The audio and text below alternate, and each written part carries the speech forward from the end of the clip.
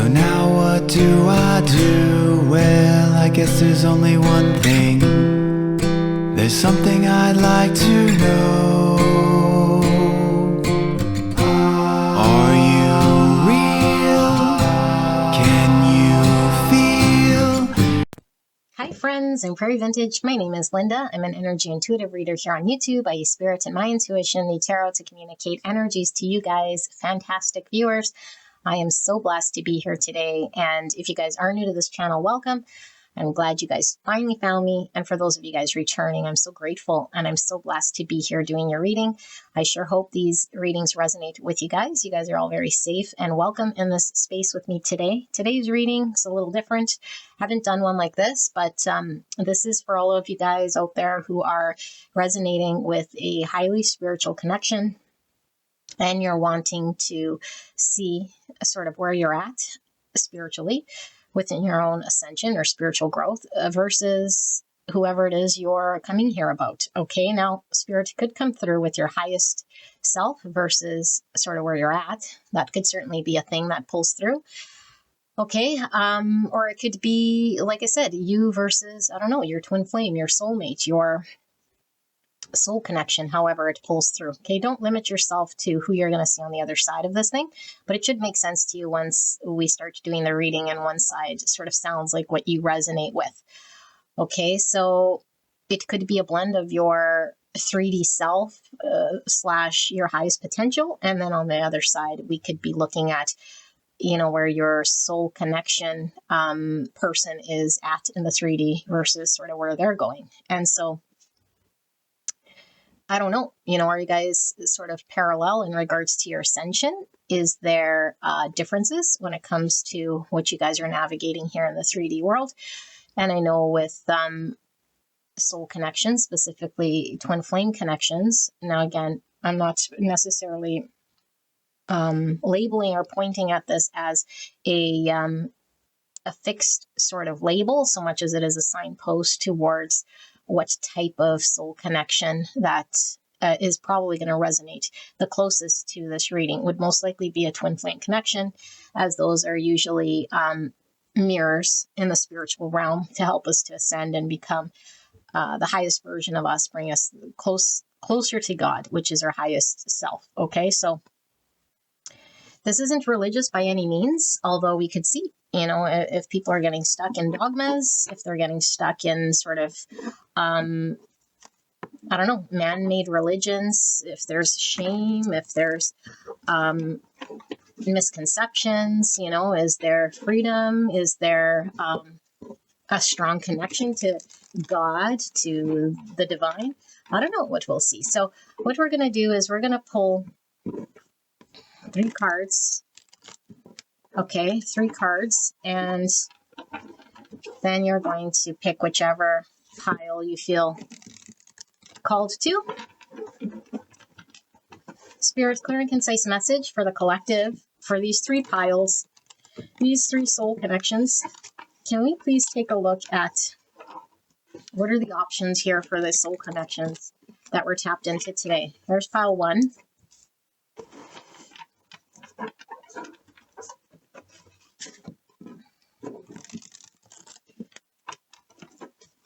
Clear and concise message for the greatest and highest good of the collective.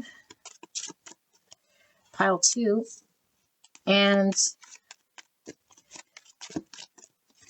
please protect me and the viewer as I channel this message for the greatest and highest good of the collective is tapped into this reading. So we have 3 options. So this is the spiritual anagram, which I'll be using. Okay. I'm absolutely in love with these. And I will also be using the healing energy oracle for guidance at the end of the reading. Okay. So beautiful angels. We have these 3 cards. I would like for you to use your intuition. Tap into whichever pile you feel called towards, okay? If you're needing a little more guidance, I will be flipping these over, okay? But if you do feel called to one of them, you could select now whichever one you feel called to.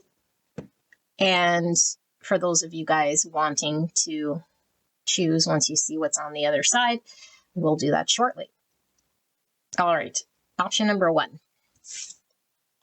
We have domination with 62. Ego's pitfall, stress level. It says power, relationships, aggressiveness, self-justice, manipulation, being an outlaw, authoritarianism.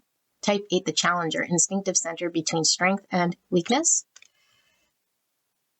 Option number 2, we have return to the world, growth level 108, peacemaking, ecological initiatives, discussion circles, peace programs, spiritual retreats, meditation projects, psychological support.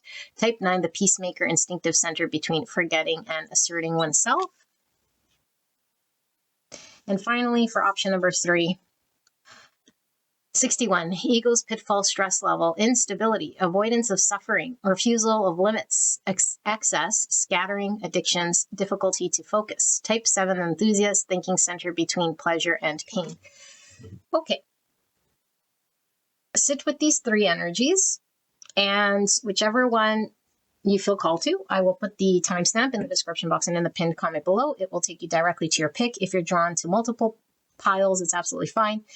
Could be different aspects of the same connection, could be different connections pulling through, could be different aspect of yourself, your lower self, your higher self, or a message from the divine. Okay, take what resonates, leave the rest behind, and I will see you at your pick.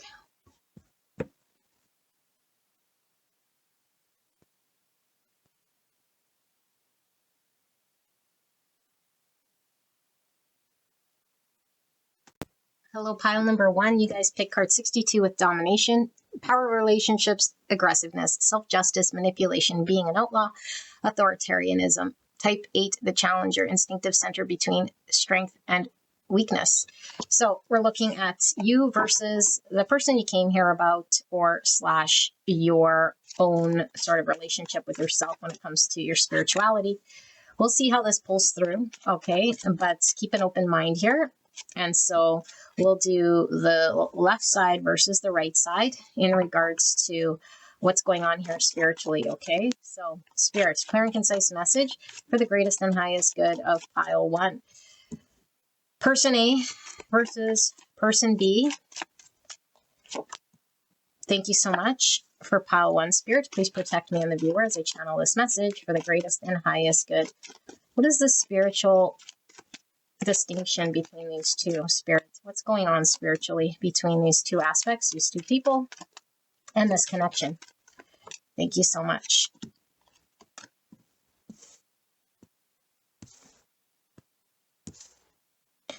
What's going on between these 2 spirits? Okay. Let's take a look. So we have domination, and we have liberty, 82, mystical experience, liberation from limits, high mind intuition, letting go, ethical alignment, deep inner peace, grace and forgiveness. Type 1, the perfectionist, instinctive center between control and letting go. And we have a veil of ignorance, number 4, ego level, being original, rehashing the past, envy and jealousy, comparison, living in lack, self-deluding, self-victimization. Type 4, the individualist, emotional center between lack and abundance. And we have 54 with purification path, being responsible, taking immediate action, realizing your dreams, accepting losses, managing conflicts, welcoming emotions, taking a clear position. Type 9, the peacemaker, instinctive center between forgetting and asserting oneself. And we have real identity, self-acceptance, fulfillment versus lack, realism, thankfulness, appeasement, place in the world with the inner call. Number 13. Okay, type 4, the individualist, emotional center between lack and abundance. And we have 65 with abandonment, refusal to help, social isolation, self-care time, being rejected, feeling useless, traveling alone. Type 2, the helper, emotional center between giving and receiving.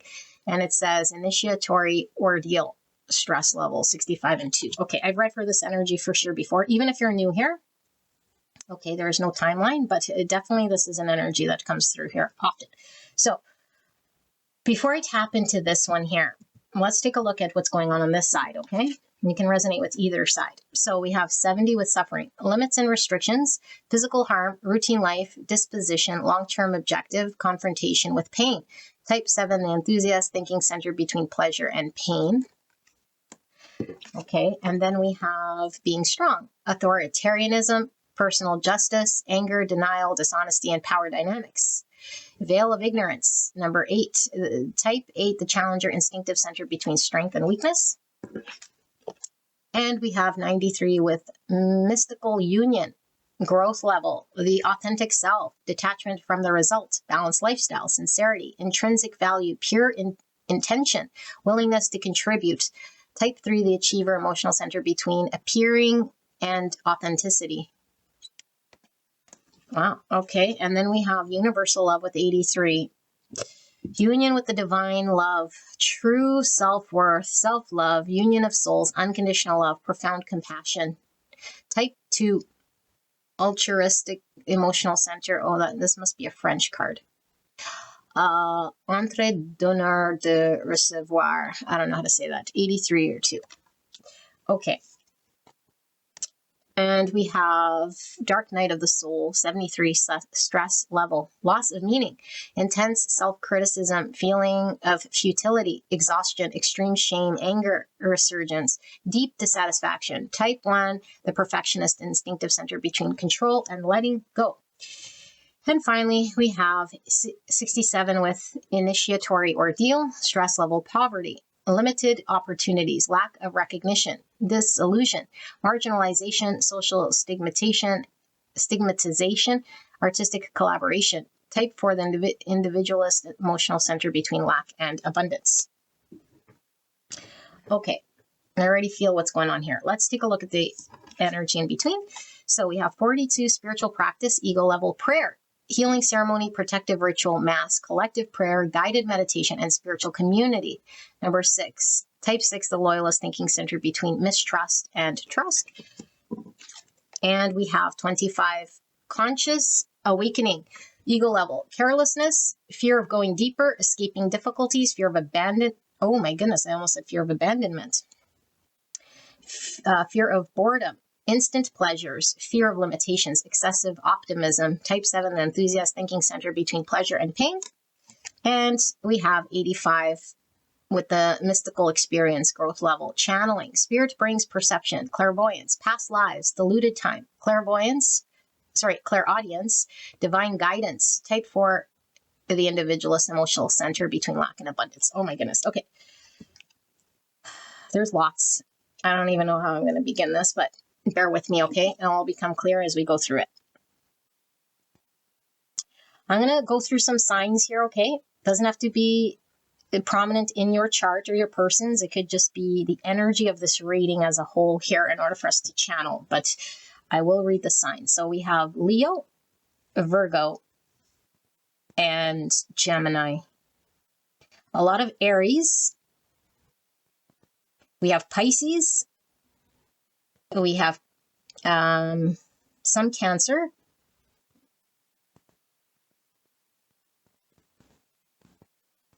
Some Libra, Taurus. Okay. Some Scorpio. I always forget Scorpio, okay? Yeah. So, first of all, I'll talk about the connection, and then we'll sort of peel it back, okay? I feel like there's a lot of similarities between where you're at, which I do feel is this, okay? You could switch roles, but I'm going to read this as you because it makes sense to me. You're going to be B, you're on this side, because that's probably how it's going to channel. And then A is most likely your person, but it could be flipped, okay? So if I'm saying you and you're on A, then just try to make it make sense for you, because I only care about how I'm reading it for me, so I don't get confused, okay? So very similar energies in regards to your baseline, I think, before you guys sort of met each other, or before the spiritual connection sort of kicked up a storm, if you will.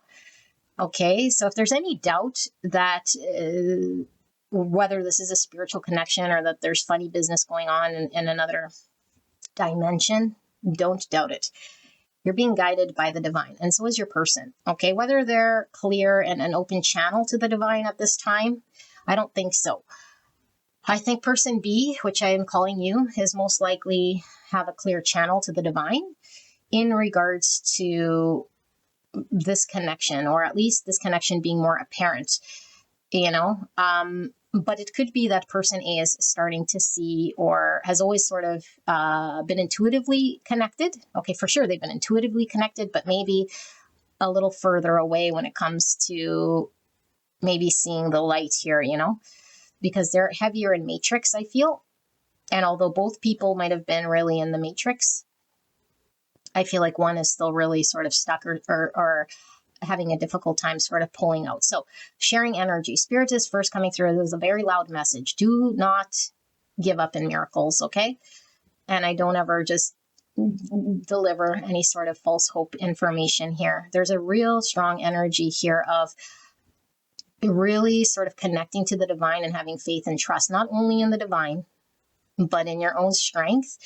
Looking back on this journey of yours, your own personal journey and how far you've come just on your own, independently in your life, even previous to this person and where you're at, and use that for contrast. And then Spirit wants you to have trust in your person, because I feel like your person you've set sail far, far, far away from this person, because I think you've lost hope here, okay? Or at least you don't see them pulling out of their situation here. And it's like, I don't believe it and I won't see it, right? But I do feel if this is your person here, the more we can sort of give them strength through our spiritual prayers, through our spiritual strength to pull out of difficult situations is what's most important. Now, whether you want to pray for them to come into your world or not, that's something different. But if you want to support this person to make change and make effort, person A, and then Spirit is saying your strength is felt.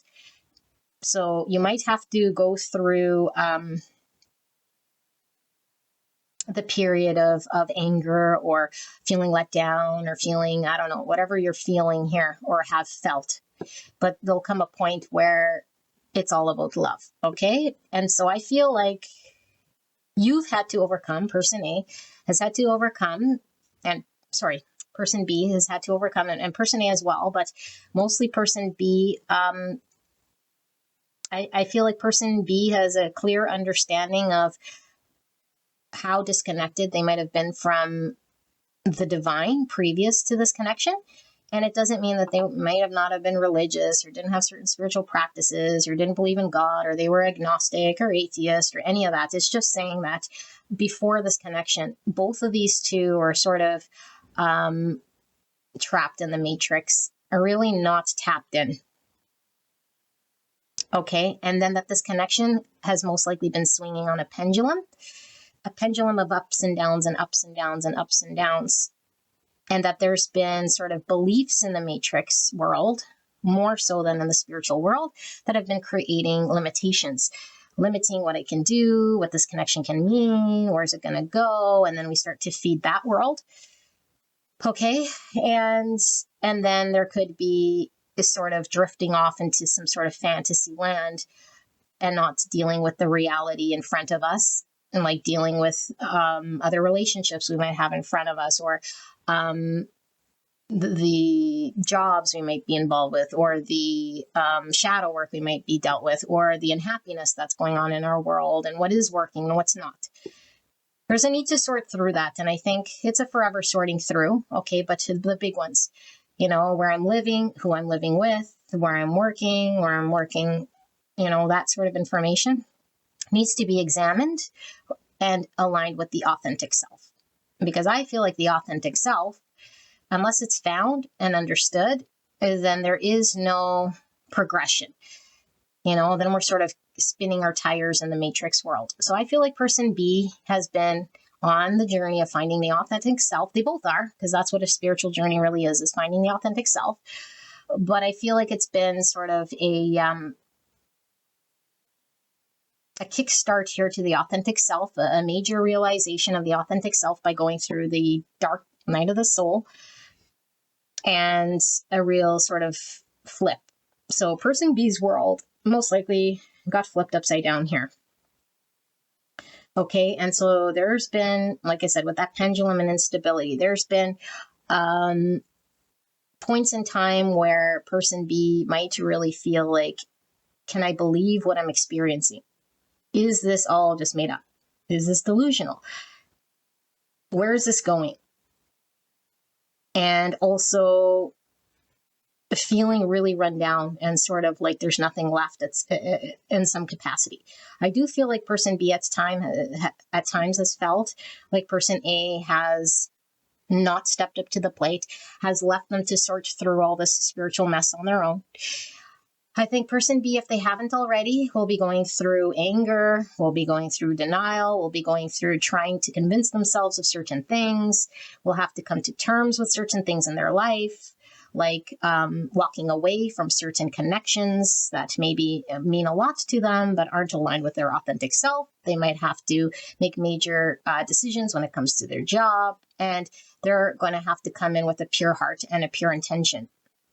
And so I do feel like the big change happens for B once B is in a suffering state where they cannot live in the understanding or the experience they've had with the divine in this connection, buzzing day and night on their mind to make change.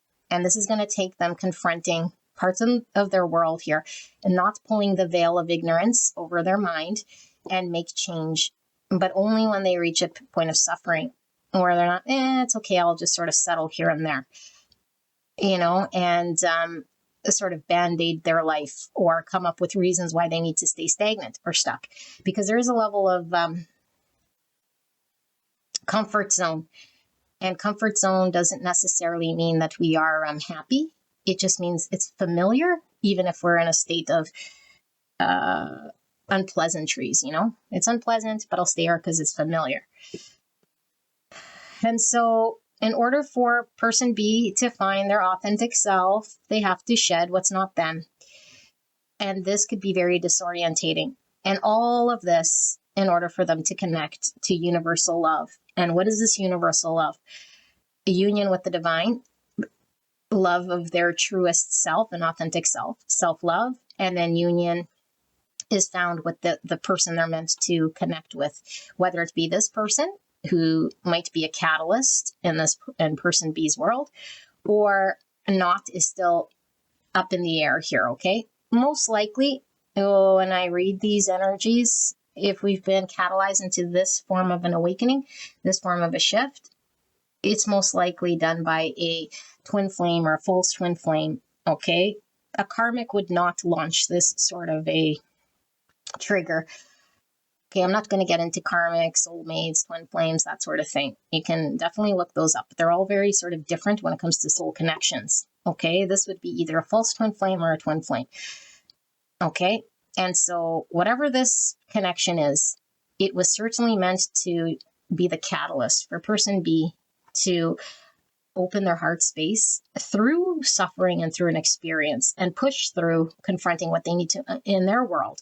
Not necessarily confronting this connection, but all about how they could confront what is stuck and imbalanced in their world, and open their hearts to unconditional love, profound love, and come through with profound compassion.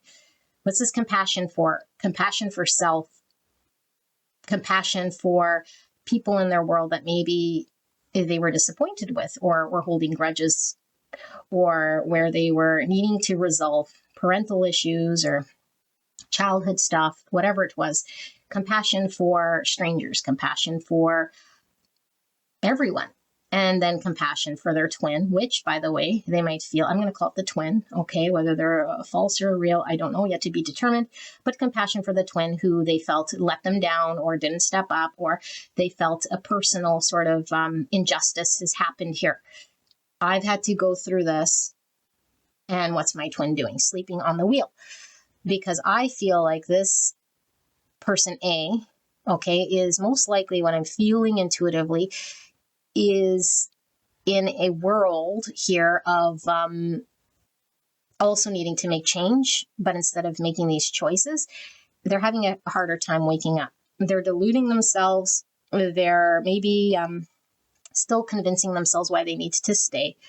There's a lot of stagnation here, and they're being called to let go. They're being called to accept the authentic self by releasing what's not them. But they're having a very challenging time doing this. And I do feel like they are still heavy in the matrix. I do feel like person A feels like person B has abandoned them or isn't supportive of them at this point, because I do feel like B is most likely leveled up in their world and might have had to disengage for whatever spiritual reasons they might have had to in order for person A to, step it up here. But I do feel like person A here, your person, I do feel like they are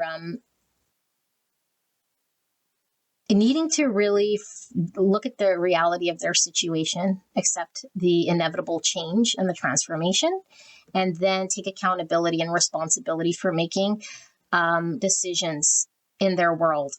And I do feel like their dreams of being more, doing more, and having more for themselves is something that they most likely envision with B, but haven't done much of anything here. I do feel like there's a heaviness here when it comes to, again, being stuck to ideas of the matrix, limitations, why they can and cannot do what it is that they might be being called to do. And so they are still not really taking accountability or responsibility for what's in their power. I'm feeling a lot of 8 Swords type energy. It's like I'm in this position where I can't make much change, or my situation is different. It's like I'm special here in my specialness. My situation is special. And it's like, rather than accepting that every situation is sort of unique and different, and that changes would have to be implemented and welcomed once we are honest. And so if we're sort of not wanting to see, then we're sort of resisting and fighting. And so there's a resistance here in welcoming change and acknowledging the real self or the authentic self or the true identity. Okay. And I feel like why this is happening is because person A has also been living a life that's been unfulfilling, that's been sort of appeasing maybe others through, this is what was expected of me, or this is what used to work for me, and now I have a sense of duty or obligation here. Okay. And I also feel like there's this energy of like negotiation. So it's like, when we try to negotiate with, I don't know, it's like the stages of realization, and one stage is like negotiating so we could kind of stay where we're at. I feel like this person has done some of this, like maybe with themselves or their environment, or maybe even with person B, like, like accept these reasons why I cannot at this point in time make these changes, and sort of self-deluding here, not wanting to accept that there is more power for us to make decisions when we're unhappy, and that even if we are in a stuck situation, it's only as stuck as we say it is. And so there might be something like, oh, but I count on my resources or my financials or where I live or whatever this is, and then it becomes their reality or their reason, not like a crutch. And so I do feel like there's a message coming through that person A is sort of removed from that environment. There's space between person A and their environment because they can't connect with that. It's not aligned with their authentic self. So no matter how much they're integrated into the actions, they're still not connected there. I shouldn't say still not. They're getting more and more sort of separate from that energetically, spiritually. And they're feeling more and more alone. And they're feeling very rejected by their environment, but they're really feeling rejected by person B, because person B has had to make a decision to sort of keep on ascending, And so, and this is really needed for person A to really sit with themselves and really contemplate on where there's unhappiness, for them to make decisions aligned with their transformation and what they need to let go of, because there's certain parts of their world that is no longer serving them, no longer serving their spiritual growth, no longer allowing them to move forward in life, and supporting an old version of them that is no longer fulfilling here. And only they could sort of do this, It's sort of like Spirit saying, like, this is a a spiritual journey of doing it on our own. And even though these two are sort of spiritually connected, it's like this decision has to be done of our own free will and our own ability to see through illusion and our own ability to let go and our own ability to say, I'm going to forgive myself and make decisions and only deal with truths rather than trying to hang on to the veil. So I do feel like person A might have been really, at one point in time, and I don't know if it's between these two or just in their relationship, because I do feel for a lot of you guys, person A is in another relationship, okay, or some part of their world is really, really stuck here. And it's like they felt very much in control of that world. And so it was comfortable for them, familiar again. Not necessarily comfortable, but the familiarity provided the comfort. It's like, at least I have control and at least I can sort of call the shots in this world. And so there might be a part of this person that still needs sort of healing when it comes to why it is that they feel they need a type of control. And when it comes to either relationship or allowing themselves to step into the unknown, there's a lot of fear in stepping into the unknown and wanting to be in control and in charge. And so it doesn't necessarily mean that this person is a controlling person so much as the comfort of the familiarity of knowing how to navigate in relationship provides this person a reason to sort of not push themselves. When they think of the unknown and what might happen and what they might have to accept in releasing, it creates a feeling of anxiety and more of a clutching onto that world. And so all this person keeps manifesting here is like, more of the same sort of thing here where they're feeling abandoned. And they're constantly being reminded of reasons why they are needing to allow the transformation to happen by letting go and seeing what they need to release and not resisting. Okay. And so this person is still needing to do some hermit's work, some soul searching, some truths are still needing to come out. They're still needing to work on some of their confidence. They're still needing to deal with some of this stuff here that they haven't looked at yet. And they're having to trust themselves in making the right decisions for them. Because I feel like sometimes we can listen to other people in regards to what's best for us or society as a whole, and it makes no sense on our spiritual path. Like to everyone else, it'd be like, well, being in that kind of relationship is like naughty or bad or I don't know, whatever, like that extreme. And I'm not encouraging any sort of naughty, bad, immoral behaviors at all. But what I'm saying is our soul knows what it needs. And so we might be the 2% that needs a different connection than the 98% of society, because it's what our soul needs in order to heal, in order to ascend, in order for it to show to us our greatest potential, our whole self.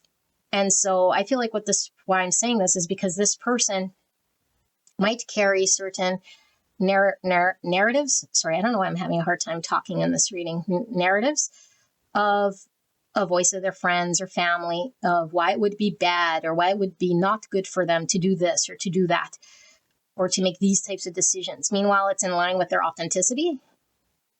And so they already just carry these beliefs in place that automatically sort of default to making these decisions, but it's intuitive and counterproductive to their growth. And it's like they are doing it to themselves. It's like my parents' voice of what I got to do or what society's voice is in my head. I just hook, line, and sinker and believed it. And now when I'm faced with these decisions, it's like I automatically default to that decision. Like, for example, this is just one of them, like divorce is bad here. Like that's my belief. My parents were married for 54 years and I believe in never getting a divorce no matter what, because it's part of my religion. And then all of a sudden it's like, we're so unhappy, but we're like, but I'm going to stick to this to the very end. that would be listening to societal and like the story of our parents, and then sitting there feeling abandoned and deluding ourselves and saying, but I did it right. And it's like society will build up these martyrs, like they're saving the world and they're doing this big old, beautiful thing for society by sticking to unhappiness, when the best thing this person can do is be completely honest and be completely finding their real identity, so that they can be a beacon of light for other people. And sometimes it means leaving and divorcing, and sometimes it doesn't. But I feel like they're being called to find their truest self. Whereas I feel person B has had a mystical union already, or is at least headed here, because I don't know where you're on your timeline, to connecting with the divine. And all because of this connection. And they've found this part of their authentic self. And they've had growth here. And they've had time to really make it good with them and the divine. You know? At least this is where they're headed. And they're going through certain realizations, like I said, with the dark night of the soul, working on ego, and getting closer to this unconditional universal love of self, and pushing past and through the challenge of this connection and the suffering that person B has had to go through on an individual level. And I feel like person B might have got kind of stuck on A for some time, which could have slowed them down. They might still be sort of focused on what's going on with A, but I feel like there's no stopping B when it comes to pushing through the ceiling of spiritual growth, because it's already in motion. And person B every day becomes stronger and stronger with their acceptance of their truest self, when they detach from anger and denial and start to really embrace and accept the fact that this journey is all about their self-growth and their spirituality, and no longer see it as a limit when their partner or their spiritual partner is sort of stuck or not moving with them, that means they can't move forward or they can't make decisions here, that their opportunities are limited, that their connections now are limited because person A is stuck. Because I do feel like person B might have felt very stuck. Like, now how can I date? Now how can I move forward? Now what? Because they're very attached to person A, and B, because these are how spiritual connections go. And so B is working on progress and ascension, and they're strengthening the connection with self and the divine every day. And person A is still sitting in a state of fighting and resisting and having to come to accept truths about their matrix world, and accepting these tough decisions that they're being called to do in order for them to grow and not be in sort of this in denial, and be their own voice outside of the narrations of their parents and societies and beliefs and constructs that have been in place for however long. Okay, so let's get some advice here, and I'm pretty sure I'm giving advice here for person B, even though that did feel very therapeutic, didn't it? I think so. Anyway, only here, Linda, your ego. All right, not only here, but only here. I'm blessed. You're blessed. We're all blessed. Spiritual thanks, Spirit, for this beautiful spiritual reading. I feel very light. All right, success. I grow and thrive in the universe. I discover the purity of my heart and the higher wisdom that guides me towards victory. I direct my thoughts towards clarity and nurture wisdom, love, and goodness within me. I am free now, and I succeed in my life. Beautiful. So this is encouraging person B to keep moving towards success, and it's all in regards to the inner work and the inner clarity and feeling free and not bound to this connection and not limited by this connection. And that's how they're going to have success. Okay, strengthening their connection with themselves and with the divine. Release. I stop fighting my fears and the hardships of life. I control my thoughts, live in the present moment, and accept each stage of life. I work on what I have power over and put into God's hands what I cannot change. I trust that everything will work out for the best. Now, I do feel this is for both, okay? Because I do feel like person B is still sort of hanging on to some sort of misconceptions or limitations when it comes to how much more they can sort of move forward. But the biggest challenge person A, I don't know if I call this A, I'm sorry, B, but person A is really having to not resist and release a lot of stuff in their world that they're really clinging on to. So I'm going to say the bulk of release is really in the matrix here would fall on A, Self-love. I attend to my needs by listening to my heart. My inner essence lets me know what is good for me. I respect my limits. I answer the requests of my body and my soul. Thus, I learn to love myself. Both of this is about choosing self. And I feel like person B has had to choose self, and it's a battle every day to sort of get closer and closer to their purest self by going through the dark night of the soul as many times as they sort of need to in order for all the shadow work to sort of be done. So that all that's left is this beautiful love, this unconditional love, and their strength in their ability to trust the divine, their intuition, and to lean on love, which only comes from this beautiful self-love. And person A has to choose themselves. To choose themselves means to be honest with what feels good and what doesn't, even if they feel shame or like that's not what's expected of them. And the only way they can do this is with a true self-love. Because if we don't love ourselves, we try to appease other people and other situations and things that we think we're supposed to be doing at the expense of our own happiness, which is not choosing our own self-love. So I'm going to put this one mostly over here because I do feel like B has a stronger sense of self-love, although is definitely needing the support, definitely needing support here because I feel they've been on their own for some time, but being strong. I feel like B has proven that they are strong already. And so I'm gonna put this on this side. So joy. Like a child, I discovered joy in the simplest of life. In the simplicity of life. Happiness lies in magical moments, not the material. Even the smallest joy is a great source of light. So I do feel like person A is still connected to the matrix world here. And the material, so I'm going to put it on this side over here. Okay, now I'm feeling a lot of Leo energy. I'm feeling some Pisces energy. But yeah, this is what I see here for these two beautiful people. I hope this resonated for you guys. If you guys were drawn to another pile, I will see you there. All right, bye-bye. Gorgeous angels. Pile number 2, you guys pick card 108. Return to the world. Growth level. Peacemaking. Ecological initiatives, discussion circles, peace programs, spiritual retreats, meditation projects, and psychological support. Type 9, the peacemaker, instinctive center between forgetting and asserting oneself. Number 9. So we're looking at connection between you and the person you came here about, the spiritual differences or spiritual growth, and seeing the gap or the distance or the similarities or the challenges between you and the person you came here about. Now, this could be 2 aspects of yourself, your highest potential, your low self. This could be a spiritual connection, like a twin flame, a soulmate, a friend, whatever this is here. Okay. And we'll tap into person A and person B and sort of where they sit spiritually. Okay. And then we'll look at energy that's sort of between these two, and then we'll pull some advice. So let's start with person A, which could be your energy, could be the person you came here about, or could be an aspect of self on both sides. Okay, so keep an open mind.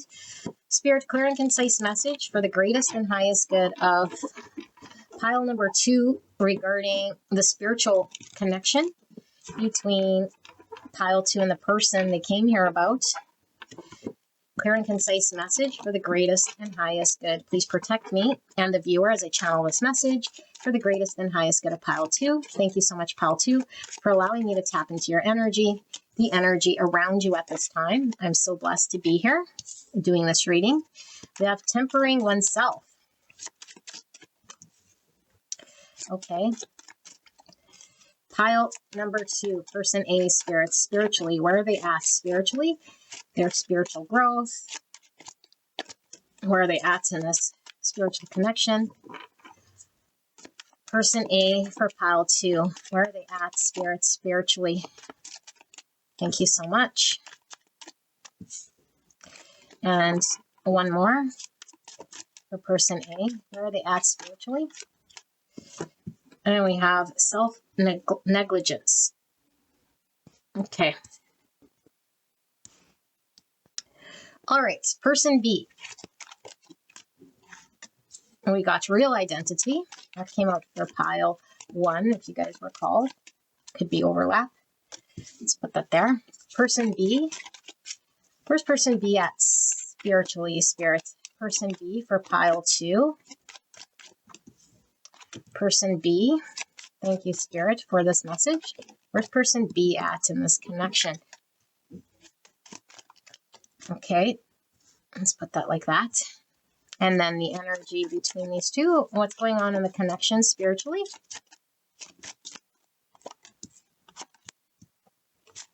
Okay. Gorgeous angels. Let's start with A and work our way through. Okay, so I read the peacemaking, and we have tempering oneself 52. It says purification path, tempering oneself, restricting distractions, welcoming suffering, living simply, mastering patience, redefining pleasure, recognizing your limits. Number 7, type 7, the enthusiast thinking center between pleasure and pain. And we have self-negligence. Number 20, conscious awakening, ego level, relationship dependency, fear of abandonment, exhaustion, fear of rejection, compulsion to rescue, unbalanced relationships. Type 2, the helper, emotional center between giving and receiving. Okay. And we have fearfulness, 24, dependency on others, need for support, need for safety, reoccurrent doubt, need for stability, tendency to distrust.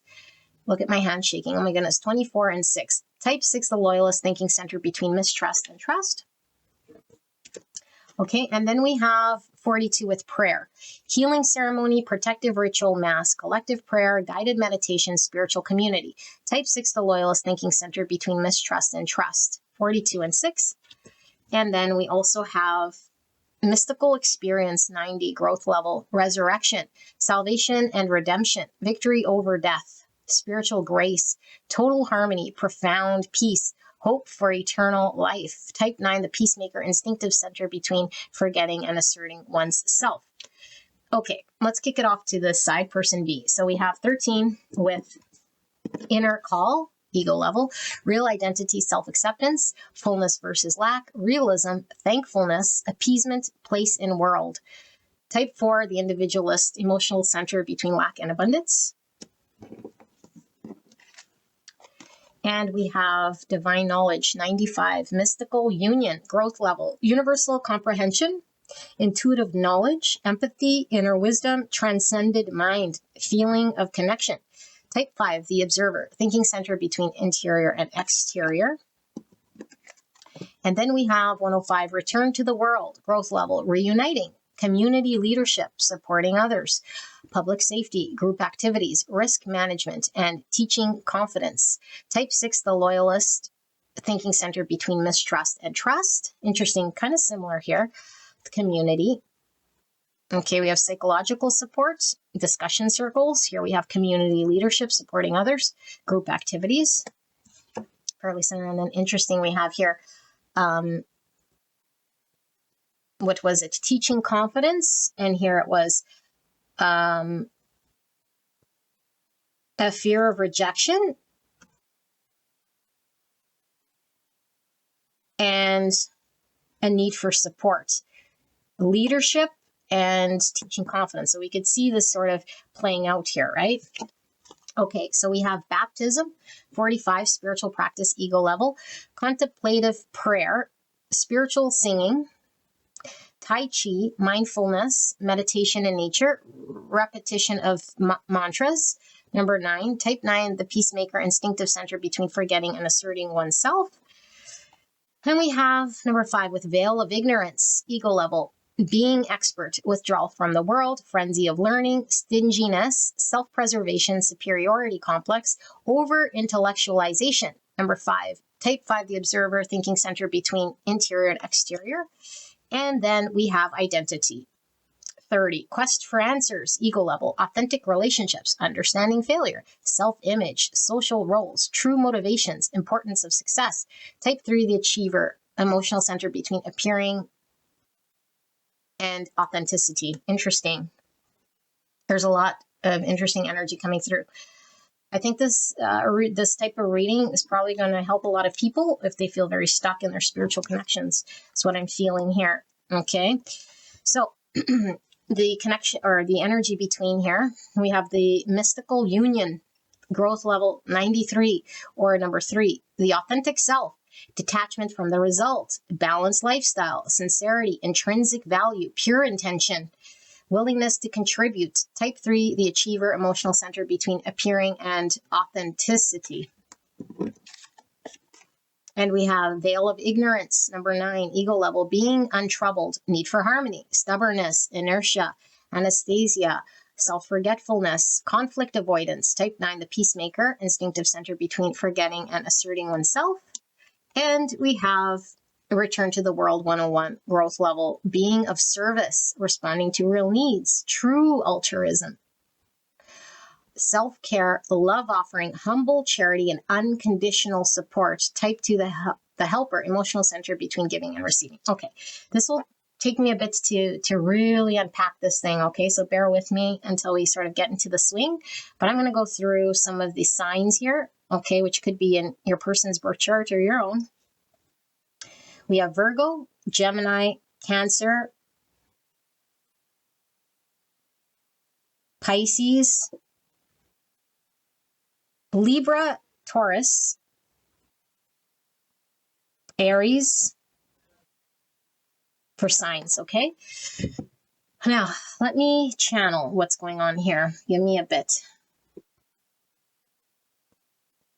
Did I mention Libra? I did. Okay, good.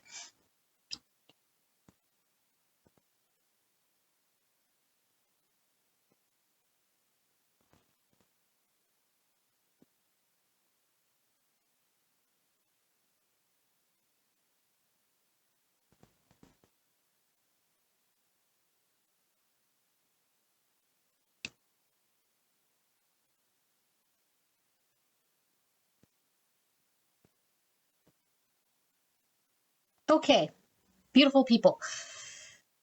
These two people are also fairly similar when it comes to their spiritual ways that they handle things, okay? It doesn't mean that they're both, I don't know, Buddhas or Christians or whatever, agnostic or whatever.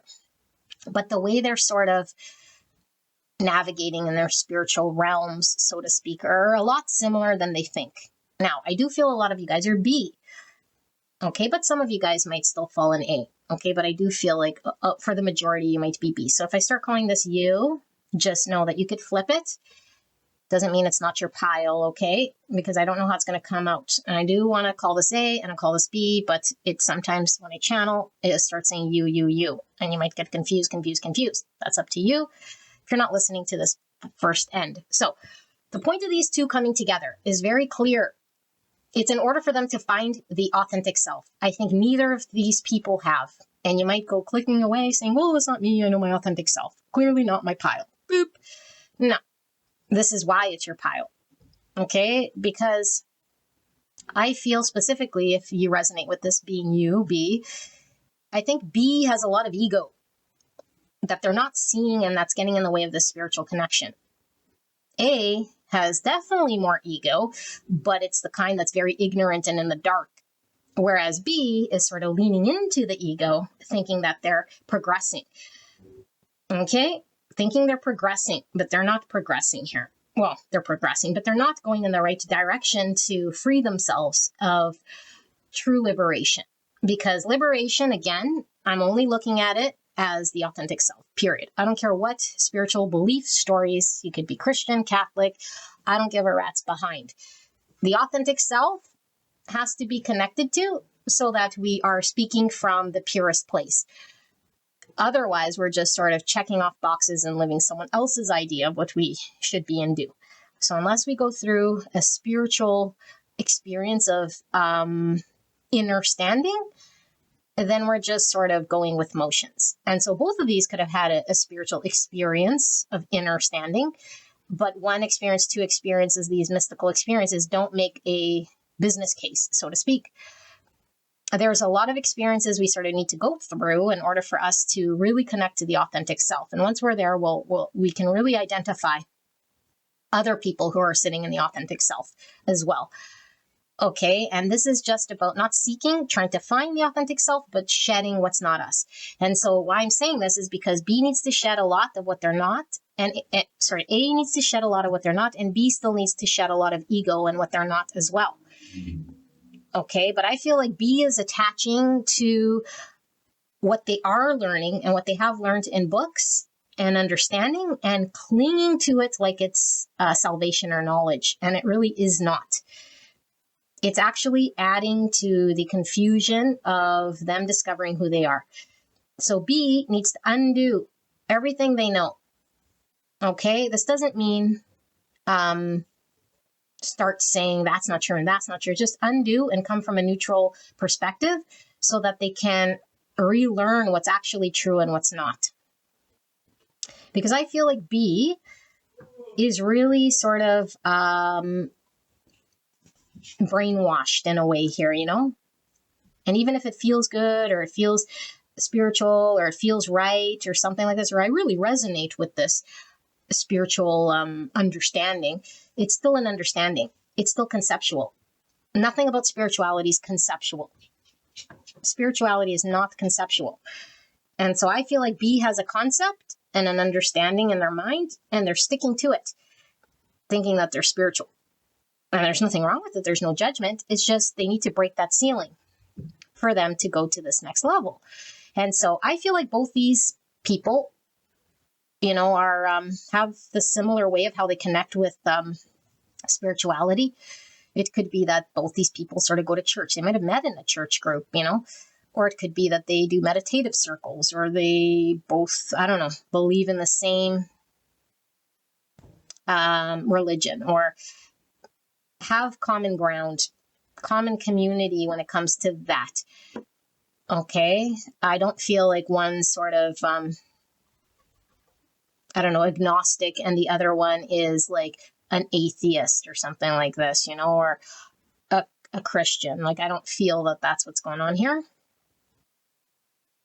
And I do feel like both of these people do use their spirituality as sort of an identity of who they are to some capacity. It justifies a certain,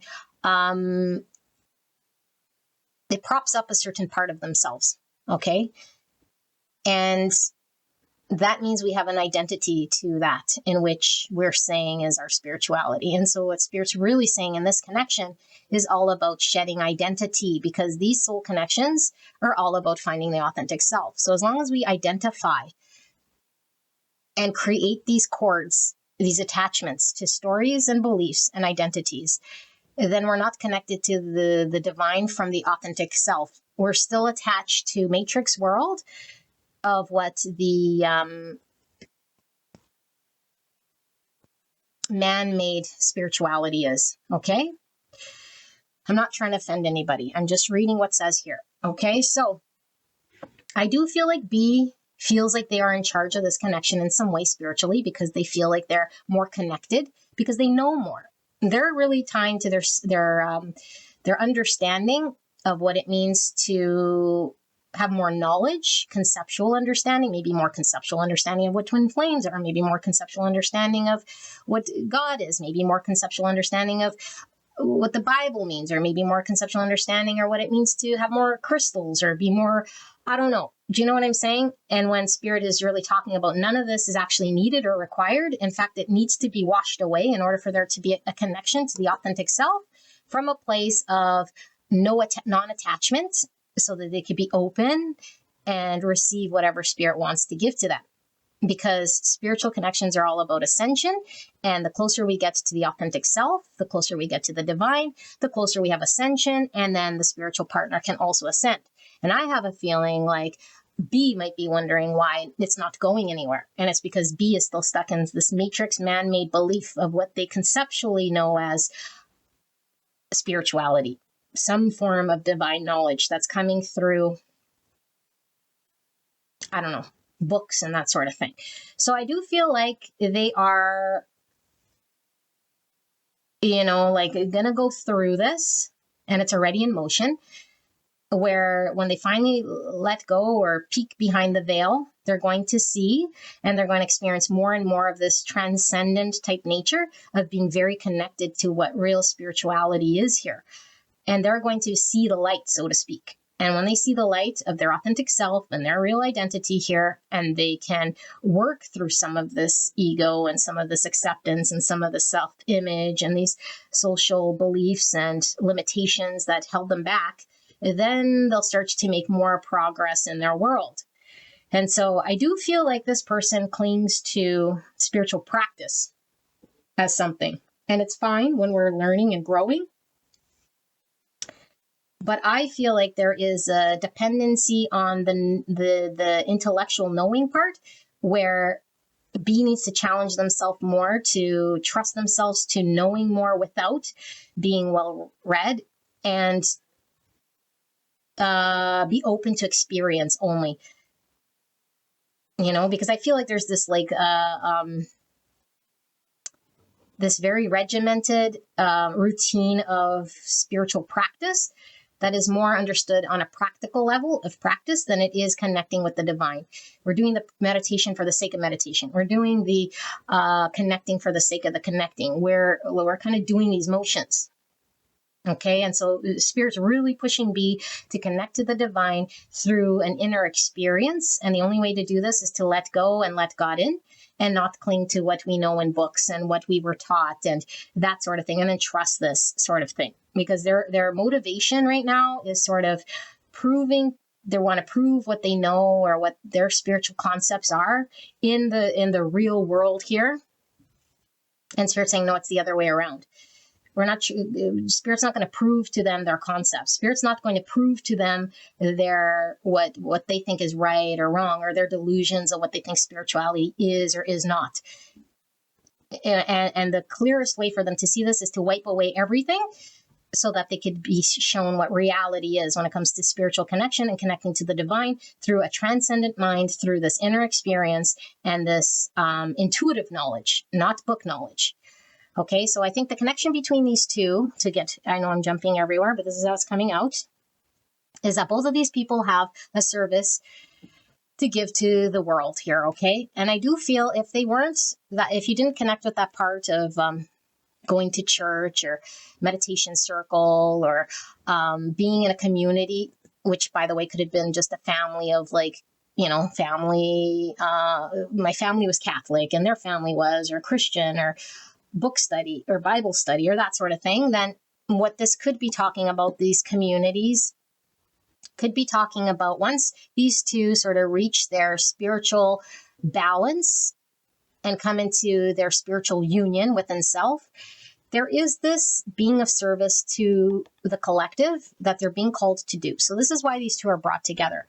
There is spiritual gifts that they're here to deliver to the collective.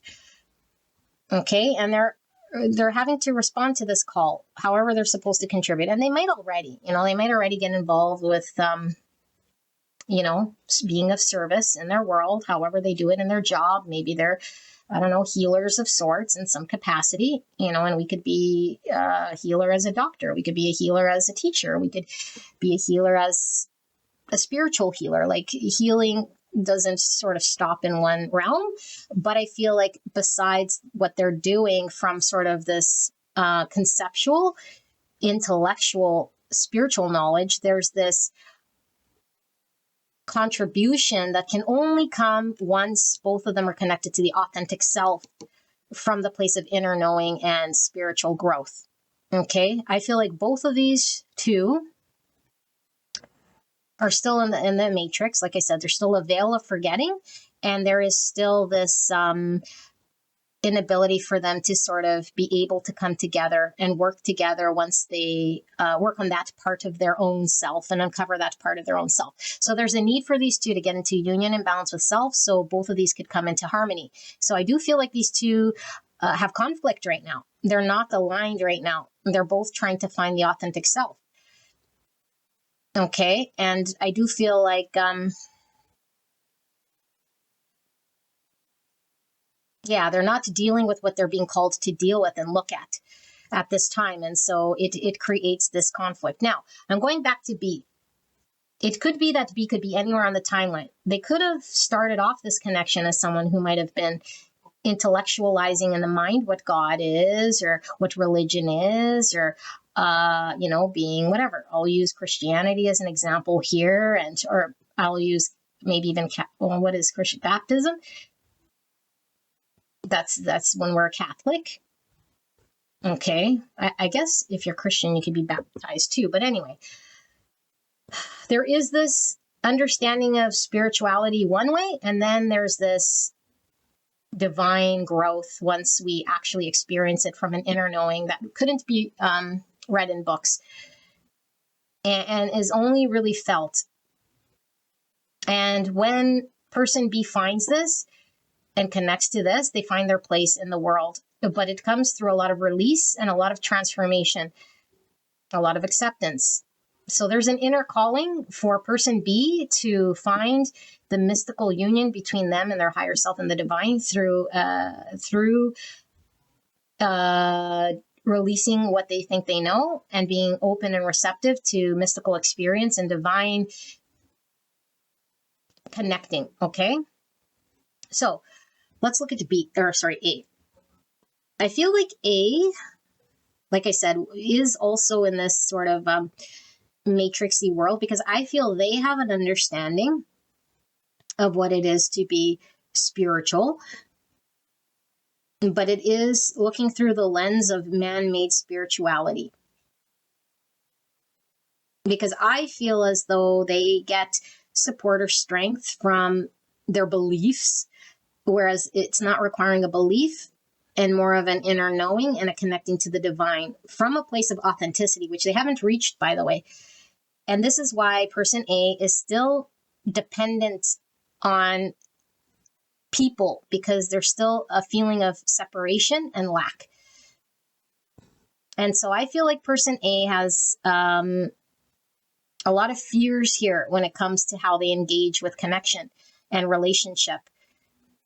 And they're needing to be shown and held up a mirror with this connection, most likely, where their fears are and their insecurities, how they depend on other people. And I feel like there is this energy of like not knowing their own power. And as long as they don't connect to and know their own power, they will forever be seeking it in another. And because of the strength of B, because I do feel B is like a leader, so they could be like a spiritual, I don't know, like a pastor's child or something like this, or I don't know. There is a lot of leadership type qualities here. And it doesn't even have to maybe even be in the spiritual realm so much as there's a leader type quality about B that seems like they could support A and carry A. It's like, oh, you're independent, or you're stronger than I am in some way, or you have this ability to provide for me. And so there's this codependency that B is could provide to them what they need. Doesn't necessarily mean that A is like attaching to B, but the way that they connect in relationship. And so this dynamic could have came into play, whereas a B has this sort of weakness, A has this sort of weakness, if you will, where they need to sort of attach to other people, making them feel whole and complete. And they don't want to be sort of abandoned or left behind or accept certain parts of themselves. And they have a desire to be rescued by other instead of saving self. And so I do feel like person A is their worst enemy here. And I do feel like person A is being pushed to really look at themselves from the eyes of reality rather than sort of these victimization eyes, because I do feel like A is sort of really living in a heavy illusion here of how they see themselves and how they see relationship or connection.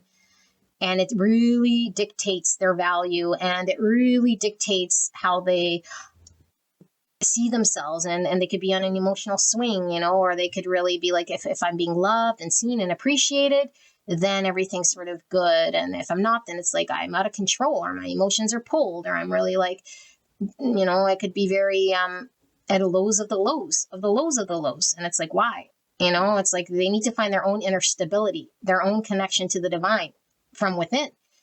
It's very weak.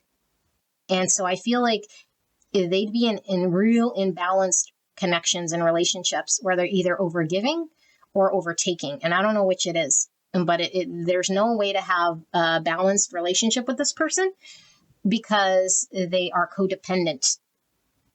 Okay, they really are. And it's like they're either a taker until someone's completely depleted and they never really get full because that means they have a hole in their own bucket. And so they're neglecting themselves by seeking and attaching. Or they are overgiving for acceptance, overgiving for acceptance, depending on another to reflect back to them their value. And so they give more. They want to be valued more. They'll show up more. And it's like, wow, now I keep setting myself up for disappointment or this path of suffering because of the fact that I'm not finding it from within. So I do feel like person A here is sort of putting off what they're being asked to do, as spirituality is sort of this thing that happens when you, I don't know, maybe at a later date, it's like pushing it out. And I do feel like there might be a divine spiritual intervention here. When person A hits some form of wall is what I'm picking up here. So either they take until they get abandoned, because who's going to want to keep providing them until they get burnt out? And then there'll be like this realization, or they give until they burn themselves out. And then there'll be this realization. But this realization hasn't happened yet. And so I feel like it's the resurrection or the rebirth of themselves. Okay, and I don't want any triggered Christians here. I believe in Jesus. Okay, but this resurrection here is really talking about the Christ within. And the Christ within needs to be connected to. There has to be connecting to this in order for this person to find the liberation and the freedom from within themselves and connect to the spiritual part.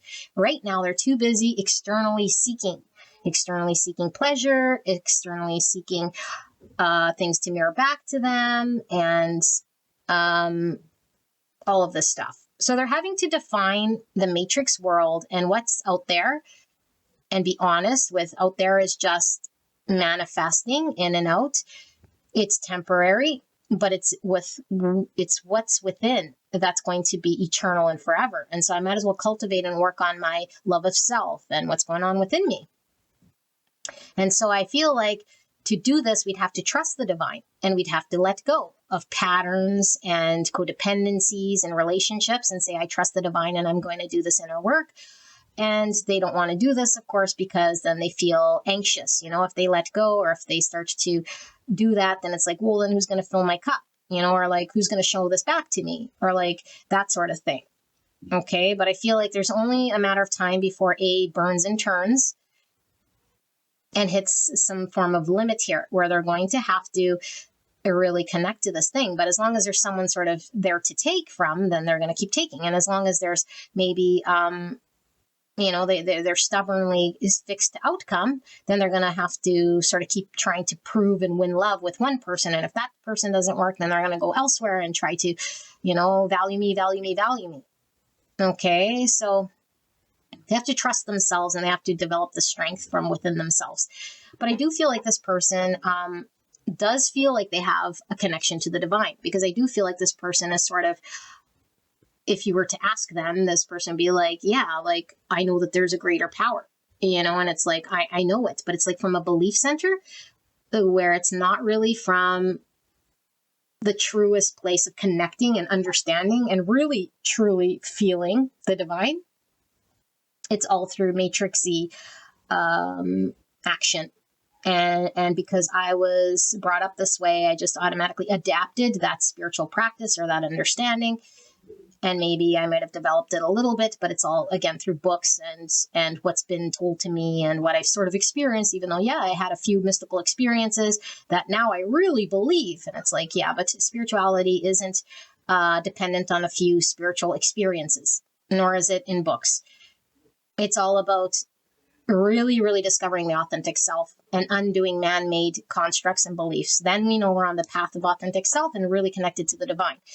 Okay, and that's not a belief. That is a true spiritual awakening when we connect to the pure essence of consciousness itself. Okay, everything else is sort of man-made books, what someone told that person, what I choose to believe, what I pick through, what I cherry pick and try to understand, what makes me feel better, or reflect back to me a part of my ego, or makes me sort of flex my spiritual ego or whatever. Okay, so none of this type of stuff, but I feel like when we're in Matrix, we don't fully understand. So I feel like person A is really connecting to self-love in a way here that is more intimate, okay, of an experience for them, is kind of their primary focus of what they're needing to really do, rather than depending on another to pull from or to reflect it back to them. That's really where they're at right now. Okay, I don't know which side this person's falling on. Only you'd know. And person B might be feeling okay right now spiritually, but they're having to understand that everything that they've read in a book or that they think is spirituality because it's been told to them is something here that might be obstructing their growth and their ascension. That the divine is calling them to have inner experience, to get closer to the divine, to not hang on and cling to beliefs that are going to limit them and their experience of really getting to see the authentic self. And again, for some of you guys, if you did connect with the divine through this inner wisdom and you are in your authentic self, then it's like now you're aligned with your being of service to the collective. And so the closer one of these people gets to aligning with, their whole side and this part here, then it's just a matter of the other person sort of catching up, if you will. So A is sort of asleep at the wheel. And I do feel B, for some of you guys, there is advancement. And for some of you guys, you're also sort of stuck or going down the wrong path here of more YouTube videos, more crystals, more words of affirmation, more knowledge through the mind rather than through the heart and through spiritual experience. Okay. So let's look at some guidance here for this connection. Spirit, what's the guidance between person A and B for pile 2? What is the guidance here between these two? What is the guidance for pile number 2? All right, we have a chunk. So we have here and now. The future does not exist and the past is gone. How many times have I said this? Right here, right now, in this present moment. Okay, right here, right now is the only thing that exists. So look at this. I feel like this person was like, in the future, I'm going to be this, that, and the other. And in a way, person B is also like sticking to a knowledge that is unfolding on a timeline, because their knowledge is based in the conceptual, and conceptual is all time-based. It has nothing to do with reality with a capital R of the here and now. And this is the only thing that exists, our divine light in the here and now in this present moment. So they both need to connect to it. Once they connect to the here and now, that's the divine knowledge. That's the authentic self. They understand when I say time is just a concept. They understand this. Okay. They now can see from a different perspective of dimension, if you will. It's more of an ascended timeline rather than like a linear. Okay, if that doesn't make sense, then we're still sort of needing to connect a little bit more. But the here and now is all about this ascension, okay, of the right here, right now, and everything sort of existing right here, right now. Okay, I focus on the present moment. I have confidence in life again, because here, now, there is no danger. Everything happens when my soul is ready. Yeah, so there is no pressure. There is no rush. And there's no pressure, because I feel like B might be pressured or might be sort of pushing themselves to some sort of spiritual quest or conquest of some sorts. And Spirit's saying, let it unfold as it does. If we don't know about certain spiritual experiences or connecting to the divine, we can't push it. We have to let it unfold as it does. And it's most likely going to happen when we're not attached to anything. When we're in the here and now saying, divine, I'm ready, show me, I'm not seeking, I'm not looking at more YouTube videos. I'm not trying to understand more about, why this happened back in, 600 BC in the Mayan temple and the pyramids. And we can look at all this stuff for sure, but that's all intellect. That's not going to help them progress spiritually. The best way to progress spiritually is to experience it in the here and now of exact reality, not in the past, and definitely not attaching to outcome in the future. So, gratitude. I'm aware of the light in my life. I want to put this over here as my email goes off confirming, because I feel this is more of a thing that pile B needs to person B needs to be more aware of. Okay. I think person A really needs to focus on the self-love. So gratitude. I'm aware of the light in my life. I direct my thoughts to give the beauty in and around me. I give thanks to God for every little thing that brings me joy. Thus, I enlighten my thoughts. Riches surround me, and I appreciate all that life brings. So I do feel, I'm going to put this over here, because I do feel like there's a need to, well, it's both, definitely, but I feel like there's a need to humble and be grateful for what is, rather than pushing some form of agenda, you know? Okay, so balance. I find balance between each sphere of my life. I am the master of my daily life. I make time to nourish the spiritual and the physical. I bring love to my world by fulfilling the needs of my body and soul. So, person A needs to find balance with themselves, not go out seeking balance. Success. I grow and thrive in the universe. I discover the purity of my heart and the higher wisdom that guides me towards victory. I direct my thoughts towards clarity and nurture wisdom, love, and goodness within me. I am free now, and I succeed in my life. So this could be for both for sure. Creation. I have the power to direct my life. With a constructive attitude, I create what is best for my soul. I firmly believe I can transform and improve my inner and outer worlds by turning every thought into affirmative action. I act in the image of God and bring light into my life. I will put this here because I do feel like A might feel they can't create unless it's being given to them by other, and like out there is going to be the creation. Meanwhile, it's coming from the inside out. Once A connects to their inner God or their inner world or their inner self or their inner Christ. Okay, but until they do this, they're outsourcing their power. Okay, and they're the creator. They're the magician working with the divine. Through them, they're a channel of creation. But they need to find balance here. And I feel they're attaching and clinging. Okay, so this is what I have for pile number 2. I hope this helped you guys. If you guys were pulled to another pile, I will see you there. All right, bye-bye.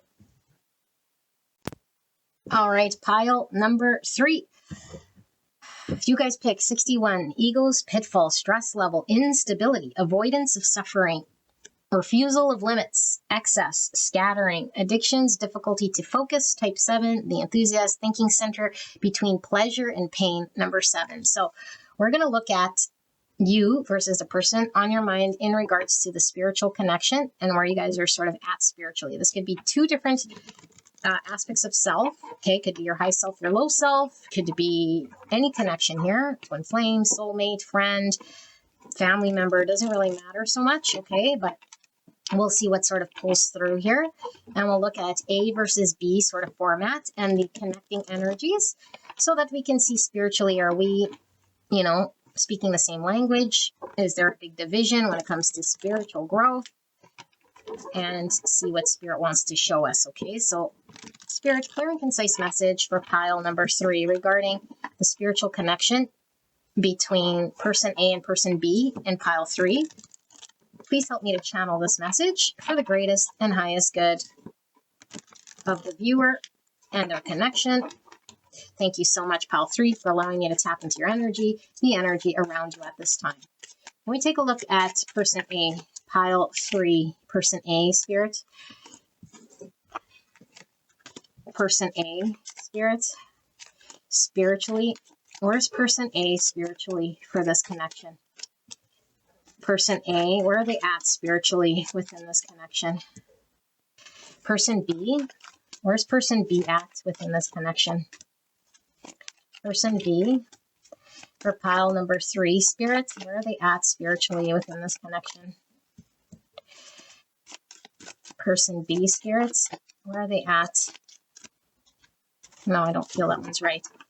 Person B, for pile number 3, where are they at spiritually? Okay, And now let's pull 3 cards for the connecting energy spiritually between person A and B for pile 3, Spirit. It's the connecting energy spiritually between these 2 people that I'm connected to here. Abandonment. So you might be healing abandonment wounds between the 2 of you guys. Okay.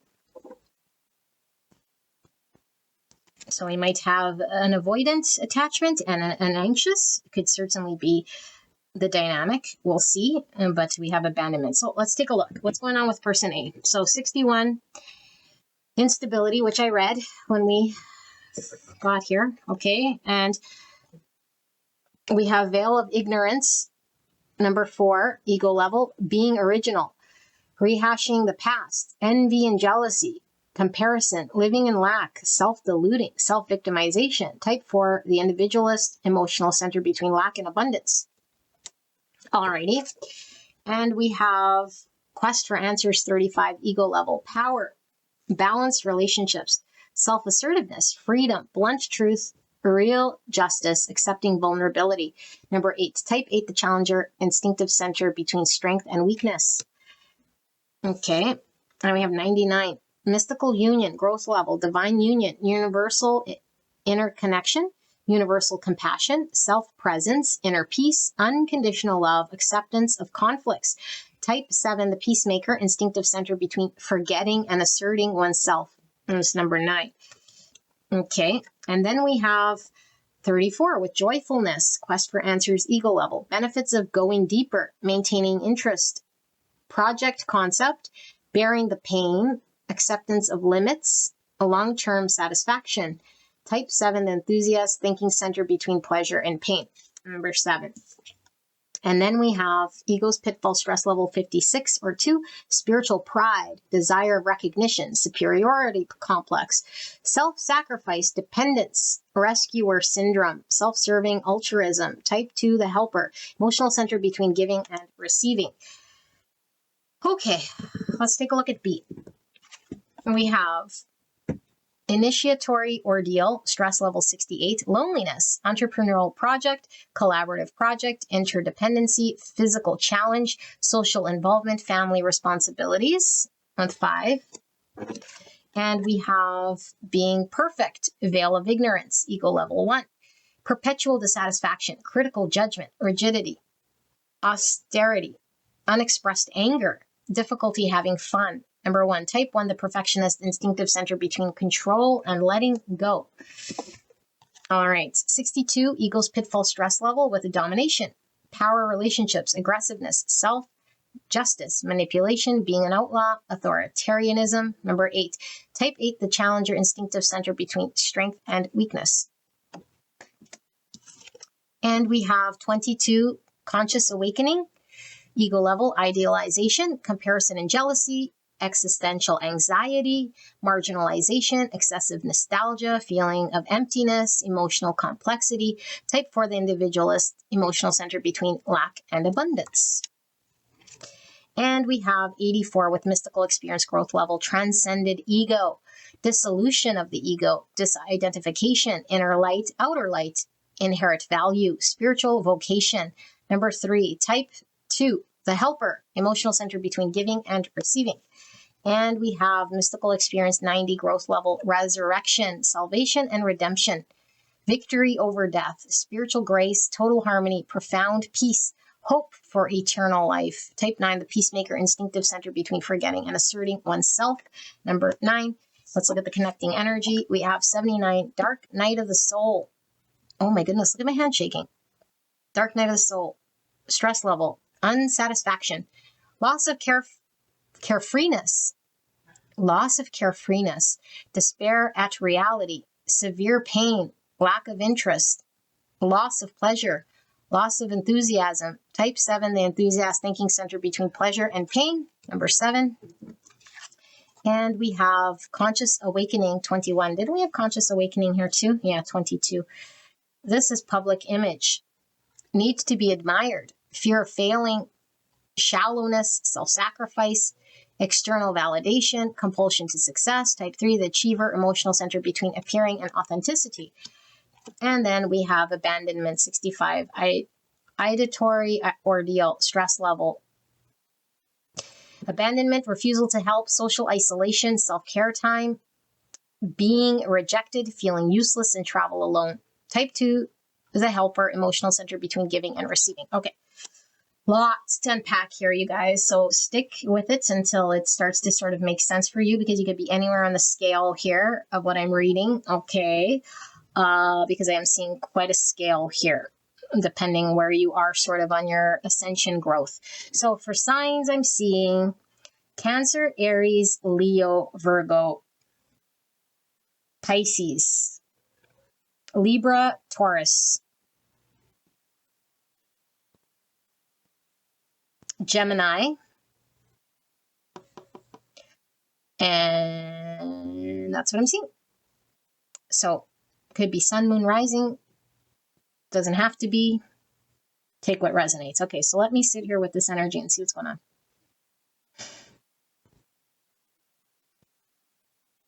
Okay.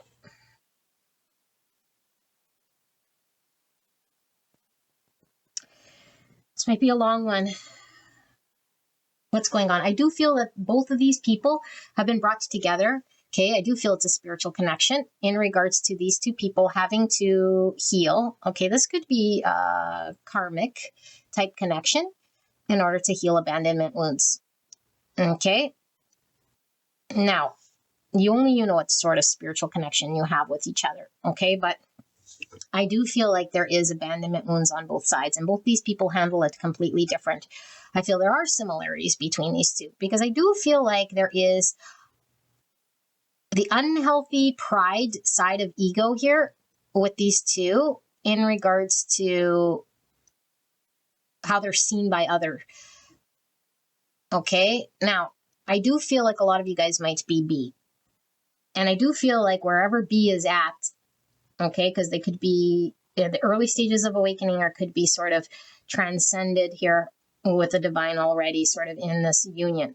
But I feel like the story of these two is really about what other people sort of expect of them, how they see themselves, and both wanting to do more sort of in the world, and then maybe coming from different angles or intentions or reasons why, or have their own beliefs or stories or understanding of what it means to be loved or seen or appreciated or useful.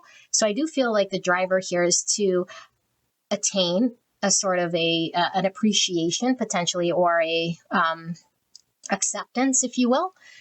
Okay, it doesn't really necessarily show me from which driver that's coming from, but I can tell you that A seems a little bit more of a power hungry when it comes to being recognized, wanting to be sort of seen, and like really sort of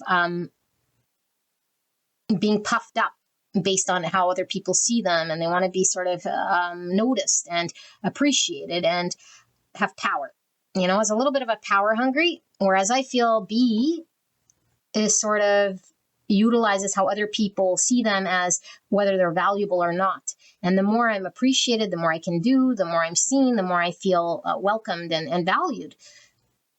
Okay, so let's dive into B, because I do feel it's you, and I want to start there. I feel like B, depending again where you're at, and I'm going to say you on your timeline, or B, it's like we can't fulfill ourselves fully until we start looking from a different lens. And as long as we're looking out there meaning whatever relationship, community, work, people, how they see me, how I see myself, as long as we're looking out there to fulfill us, we'll forever be seeking, burning and churning, and tiring ourselves out. And so there's this loneliness that comes with B, because I feel like B was always sort of a little bit removed here from society, or from family, or from relationship, from really connecting on a very deep level, because they were needing to go on the journey of finding self. But they were too preoccupied on what others would see them, or how they could be appreciated, or maybe if I do more, or if I'm seen more, or if I get more involved more. And it's like this sort of a thing. And so we're forever on this pursuit. and feeling even more lonely and more lonely and more lonely, because it's like, I'm doing all of this, I've done all of this, but yet I still feel empty or lonely. Okay, and so there's a need for them, okay, at some point, wherever they hit this point, and I do feel it's because of their connection with A, has reflected back to this person, this need for change and this need for them to really connect to the divine.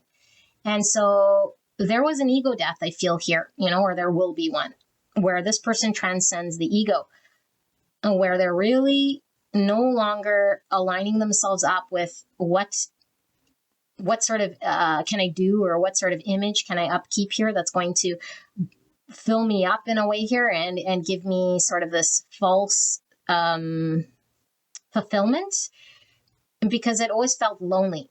And I think this person truly connected to what feels full and authentic to what is sort of an illusion and false and empty. Because I do feel like B might have been really loved, or could have experienced a lot of joy in their world, but it's an empty joy because it was never based on them being authentic. It was based on, I'm towing the line, or I'm seen this way because I'm doing it okay, or I'm doing it right, or I'm doing what's expected of me, and so we can never really find happiness when we're just towing the line, or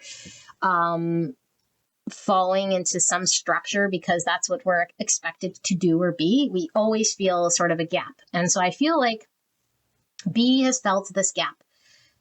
And I do feel like B was trying to upkeep perfection in their world of who they were, thinking that they had to be or do. Okay, now this could be integrated from a young childhood of like telling them that they had to be successful, or that they had to, do whatever. And so this is their belief that they carried. And I think there was a lot of undoing this veil of how they saw themselves mostly. I think there was a lot of an inner critic here, what they got to do, how they got to be, and then feeling really always dissatisfied with the outcome. Why am I never fulfilled? Why is there never any joy? Why do I always feel like an outsider? Why do I have a hard time like letting loose, like truly having fun and connecting here? And I feel like they had to go through trying to go through this peeling back that they're not the doer, and that they can't control reality, and that they cannot force relationship to be what they want it to be. Because I feel like they might have really turned up the volume, like, I'm unhappy, I'm lonely, and I want to feel connected and fulfilled. So I'm going to do more. I'm going to be more in control. I'm going to try to work with people in a way here that gets them to see me in a different way here. Maybe that will work, And so there was a lot of manipulation of what reality was. And it wasn't they were trying to, manipulate people so they could steal them of their money and make them, do that. But it's still manipulation nonetheless, because it's like, I want to be seen this way and I want to be seen that way. And it's like, I will try to concoct reality in a way here that gives me the illusion that I'm doing something, or I'm appearing in a certain way so that I could get fulfillment, until they hit a block or a wall. Because they're going to hit a block and a wall here where they identify that they cannot be fulfilled and happy when they have a understanding of a person that they're trying to be in this world that is an illusion. It doesn't matter if the person they're trying to be is capable of being that person or not, or some, huge appreciated figure, or someone who's just underappreciated. Like, it didn't really matter. The point being is that if we have any idea of who we're striving to be, and it's not in line with who we actually are, or authenticity, we'll always be sort of disappointed and left feeling lack. And so I feel like person B had an idolized idea of who they thought they were and who they had to be, until the wall came crashing down around them. Okay, and so I feel like B has been reborn in their Christ consciousness here. Okay, regardless if they're Christian, Catholic, I'm not talking religion. I'm talking about spiritual awakening. I'm not talking about man-made religion. I'm talking about spiritual awakening when we're connected to the divine. The essence, God essence, when we strip everything that isn't us, man-made beliefs, stories, concepts, none of that is spiritual. Book knowledge is not spiritual. It's writings. Yes, some of it could be based on truths, spiritual concepts and truths and experiences that have happened, but none of it is spiritual inner experience where we're really connecting to the divine through firsthand.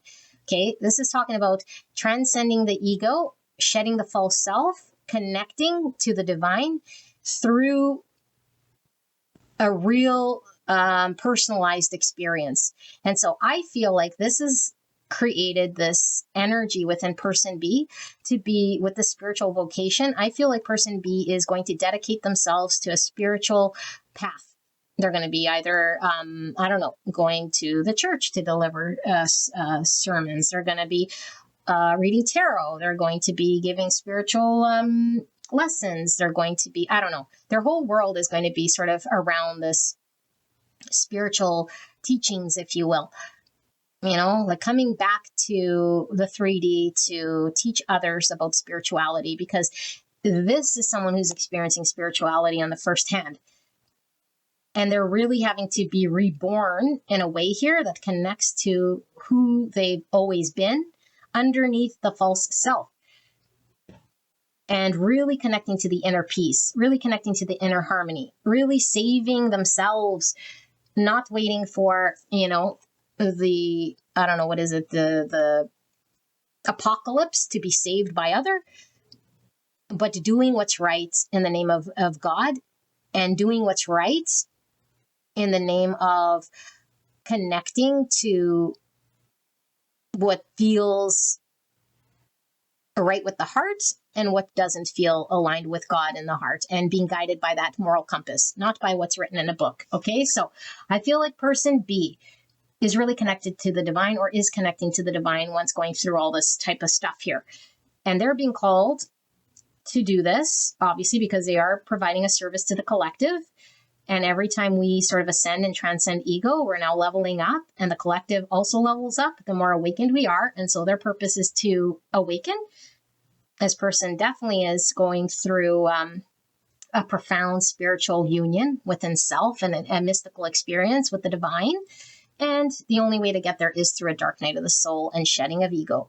So unless they go through shedding what's not them and going through the void, losing interest in what they might have at one point in time, you know, going through a deep darkness, nothing makes me happy, feeling dissatisfied with people, places, and things that might have once fed us before. It's like, this job isn't for me. This relationship's not for me. This place where I live is no longer doing it. And as we're really sort of looking at everything from the eyes of what is in my best interest when it connects with my authentic self, in order for them to make moves and choices and decisions that are really going to fulfill them, not fill a role.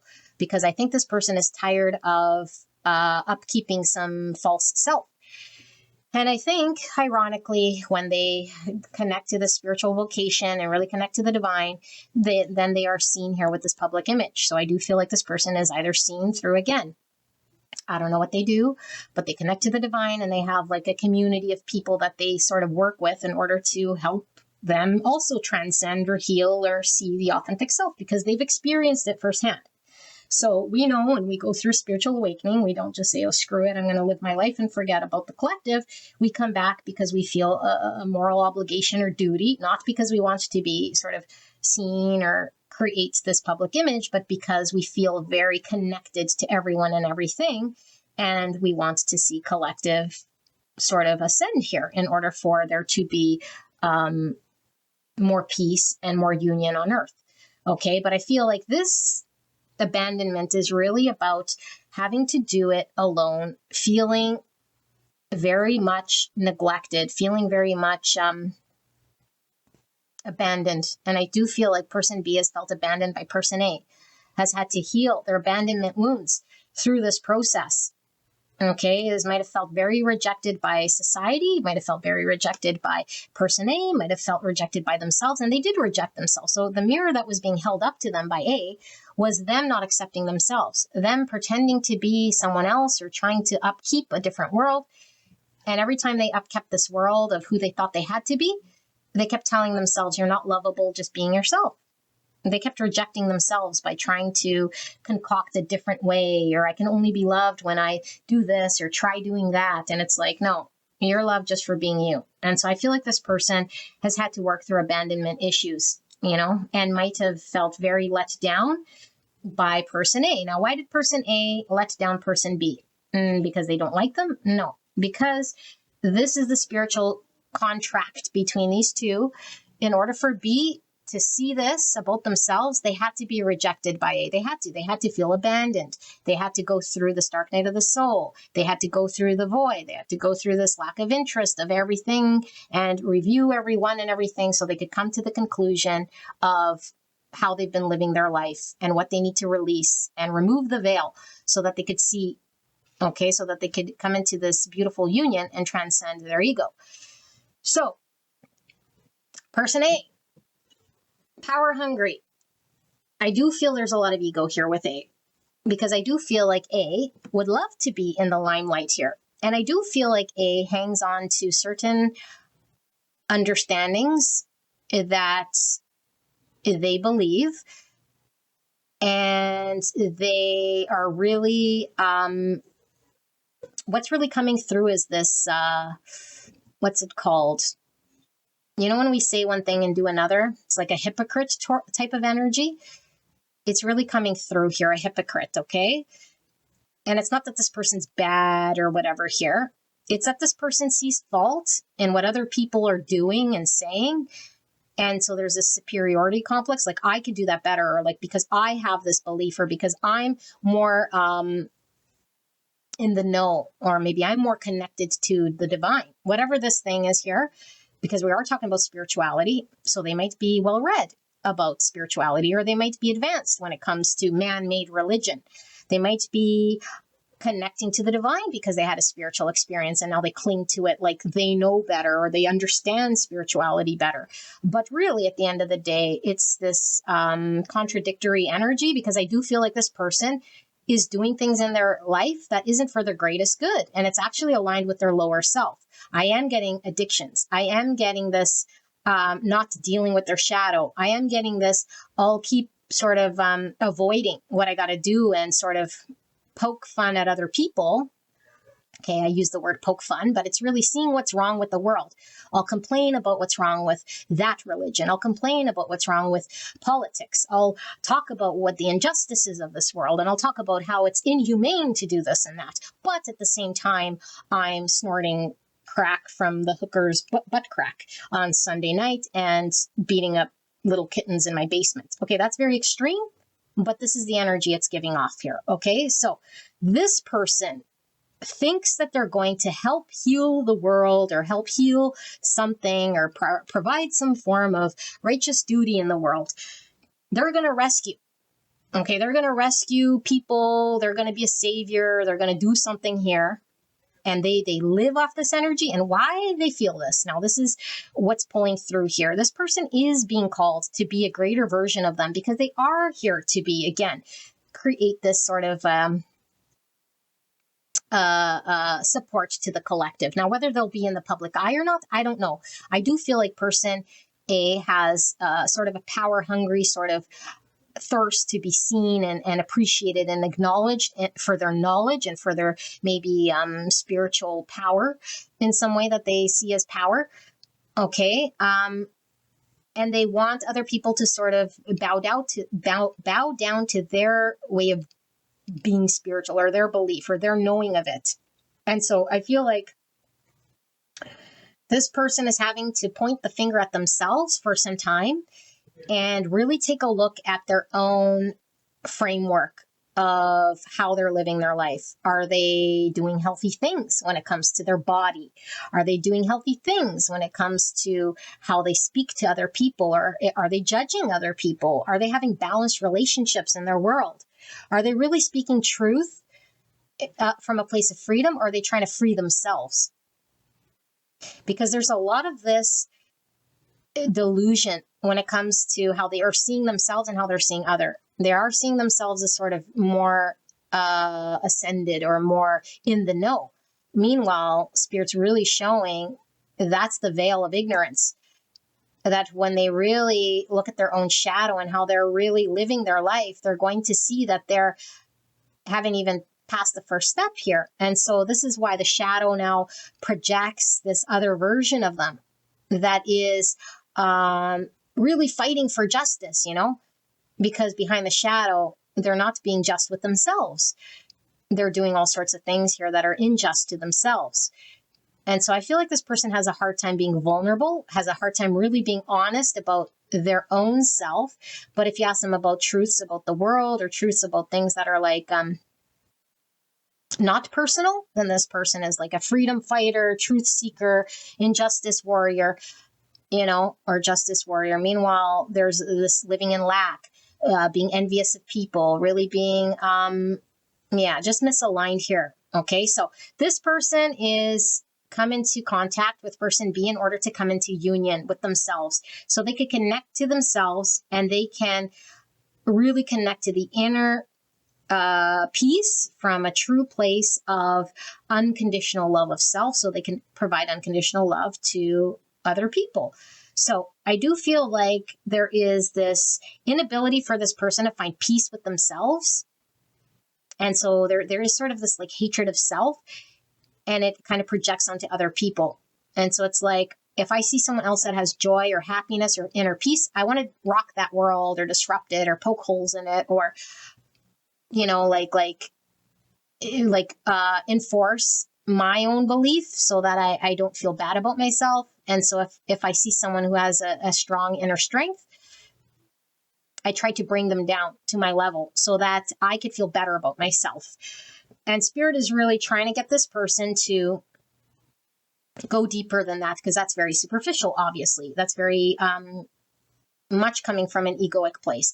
And so this person is having to really connect with their heart space, learn about unconditional love, humility, humbling themselves, because I do feel like this person might experience in this connection at some point in time this mirror that's going to be reflected to them, where they're going to have to deal with the dark night of the soul when they look at how they might have been judgmental of themselves and it was really being projected onto others, how they've been comparing themselves to others, how they've been maybe avoiding dealing with their shadows, how they've been refusing dealing with certain realities in their world that have been going on, but they don't want to accept it or talk about it or deal with it, or some addictions, like negative self-speak potentially here, or the superiority complex. There's also a strong desire, again, to be recognized and really appreciated for my valiant efforts. Meanwhile, it's not authentic, and it's a power-hungry sort of need to gain power. So you might hear the dog barking. So this person is going to go through this dark night of the soul at some point in time, okay, where they're going to have to bear the reality. And this is a heavy reality when we're here, of looking at this mirror that we don't want to see, because we sort of get a rush of what we've done, what we've said, how we've treated other people, and how real inauthentic we actually are. Because I feel like A really feels they're authentic. They really feel like they're on this spiritual sort of thing. Whether they'd call it spiritual or not, I don't know.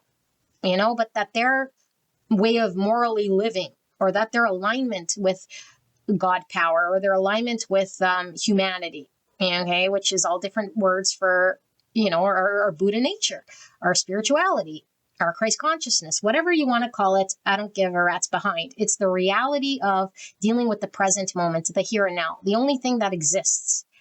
Nothing else exists but the here and now. And this person, okay, is not dealing with the here and now. They're pointing and doing one thing here, but pointing the finger there, creating all sorts of smoke and mirrors, rather than being still, cracking open their ego, looking at themselves, and being very honest with their own world before they can make an impact. Because I do feel this person can make an impact in this world once they start to peel back who they're not, and this need to sort of grab onto concepts of what they, I don't know, it's like they grab onto these concepts that they feel are going to make other people perceive them in a way that's like their truths. And it could be mixed with facts and real sort of spiritual truths, but it hasn't been inner lived or inner experience. And so they believe it to be themselves or the truth, but they're just sort of parroting what they've heard, or thinking that they know, but it's very empty. It's like if they truly knew, then they wouldn't be doing any of this other stuff. Their life would be different. their friend circles might look different, or their relationships might look different, or how they handle themselves might be different. But when you talk to them, they speak a good talk. It's very empty here, okay? So divine union, mystical union. This person's being pushed, okay? And the only way to do this is to do the hermit's journey, which is this dark night of the soul, in which at one point this person is going to be shown the mirror of finding this inner self, this inner presence, this unconditional love of self, acceptance of conflicts, because I feel like this person is doing a lot of avoidance or avoiding. And this is coming back to this abandonment. How does person A deal with the abandonment? They avoid. So this could be an avoidant dismissive. This could be feeling avoidant dismissive, but it could be a different type of avoidant too, okay? Yeah, I'll point the finger everywhere but at myself, and I will validate why that's right, because I know better, I know more in some fashion. And I don't think they're trying to be mean, and I don't think that they really connect to that part of themselves that could humble themselves until they're shown the light. And then I feel there's going to be this, like I say, this disparate reality, this severe pain, and this a need for a release here of what isn't, But this spiritual pride was really pulling through here, and it could come through however it does. But I do feel like this person's really being pushed to deal with the heart. And the heart is all about love, like self-love, unconditional love, which is also reflected here with unconditional love. Because the only way we can humble ourselves is really to connect to that heart space of the divine here. Okay, but I feel like there's a lot of ego and a lot of power hunger games and proving ourselves to be higher and mighty, but it's really just to prove it to ourselves because we're lacking belief in ourselves, And so it's like, I need to prove myself more and be more in power and convince other people why I'm better or why my knowledge is better or have more truth or, and justify it as dressed up or as something that's fighting for freedom or fighting for truth or that sort of a thing, or it's like, no, just be vulnerable and admit where you're weak because this person has weaknesses here and they're not addressing or looking at it. Okay. And I do feel like this is stemmed from past because we have rehashing the past. So they've had poor experiences where they've been hurt, but this is how they're sort of handling it, And I feel like this person could justify their position in a way here that's with the self-victimization. It's like they really lean into that story of perpetrator and victim and how things are unjust and what justice looks like from a very fixed point of view of experience. And so this person has a lot of fixation. And this person is very much believing their own lies and stories here. Okay, so let's take a look at the guidance for these two. Guidance for pile number 3. Guidance for pile number 3, spirits. Spiritual guidance for pile number 3. Thank you so much. So, we have faithfulness. I commit to my mind, heart, and will. I am devoted to the needs of my soul. I trust in myself, in God, and the universe. Now, this should be for both, for sure. And I feel like I'm going to put this right here because I do feel like person B is committing themselves to complete mind, heart coherence here with spirit and God. Okay, and I do feel like B, once they're sort of in union here and transcend the ego, they're going to have to sort of leave this energy behind because I feel like person A is going to have to level up here and deal with this and deal with their instability or their addictions or their all of this ego stuff that I was talking about here, okay? Because this energy is definitely on a different frequency than this one. So I wouldn't be surprised if these two are sort of energetically out of sync with each other at this time because of what's going on spiritually here. Okay, being true. I am true to myself and others. I remove my mask and stop creating illusions. I have confidence in who I am and I will reveal the good in me. I do not need to hide or prove anything. I replace shame with the power of love and truth. Definitely over here. So there's a lot of shame. There's a lot of needing to prove and really attaching to that power and then thinking we have that power. Meanwhile, the more we clutch to the power, it's because we don't have power. So this person doesn't like feeling powerless. Okay. And I feel like this person needs to drop that mask, stop creating illusions, be confident, because confidence is different than pride. This person needs to put their pride away and just be confident in their ability to be true to themselves. Okay, but I feel they don't trust themselves, so now they need to knock other people, knock other people's beliefs, knock other people's experience. You know? Okay, inner work. God brings me ideal situations for my inner healing. As I become aware of my weaknesses, I turn them into strengths. I direct my thoughts towards the light, and I see the positive side of every stage of my life. Darkness turns into courage, thus I get stronger. I'm going to put that right here. The voice of the heart. I silence the fear in me and discover the voice of my heart. The fruit of these words guides me. I trust the song of my soul. My intuition leads me on the path of light. I'm going to put this right here because I do feel like person B is really listening to their heart at this time, being led by the path of light because they've created the light path already. I feel like once B goes through this dark night of the soul, which I do feel B is going to go through this first, there's a light that gets a channel that comes from the divine through to person B so they could follow. Okay. And I do feel like it connects the divine to their heart space so that person B knows the way to ascend. And person A, I do feel still needs to go through this dark night of the soul so that they can make a channel to the divine as well at some point in time. Okay. Me, I allow serenity to reign in me. The love I have for myself invites harmony to settle within my being. I listen to, honor, and strive to fulfill the needs of my soul. I love this. I'm going to put this over here because I do feel like person B was more focused on pleasing other and being something that they were not. Whereas now it's all about them, all about this unconditional love of self, connecting to fulfill their own soul. Okay, inner beauty. I open the eyes of my heart and direct my gaze to the light within every being. Personality and physical appearances are in the image of man. Beauty and goodness are in the image of God. I feel like A is needing to humble themselves, and every time they want to put down one of God's children, to really see this, you know, because I feel like there is this pride here and this judgmental energy of other.